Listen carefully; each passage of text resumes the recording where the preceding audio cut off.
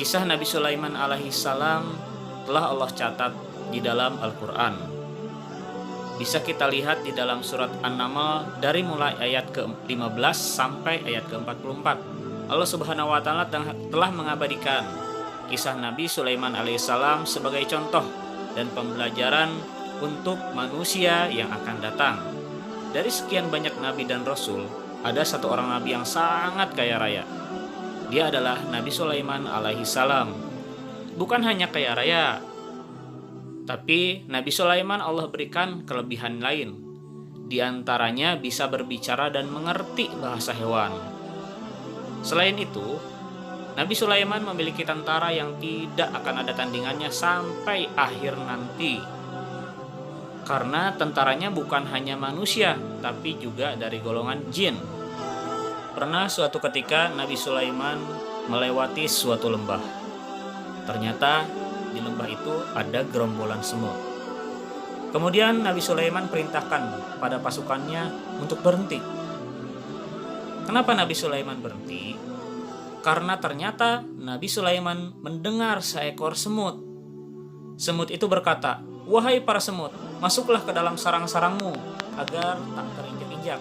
Kemudian Nabi Sulaiman pun tersenyum mendengar perkataan semut itu. Selain itu, Nabi Sulaiman suatu ketika sedang mengecek burung-burungnya. Tapi di situ tidak ada burung hudhud. "Kemana hudhud?" ujar Nabi Sulaiman. Tidak lama kemudian burung hudhud datang. "Dari mana saja kau hudhud?" "Saya membawa kabar berita yang belum kau ketahui dari negeri Sabah." "Berita apa itu?" "Aku melihat seorang ratu yang memiliki singgasana, tetapi mereka tidak menyembah Allah." "Kalian tahu siapa ratu itu?" "Dia itu namanya Ratu Balqis. Seorang ratu yang sombong dan menganggap kerajaannya lah yang paling megah." Singkat cerita, Nabi Sulaiman mengumpulkan bala tentaranya.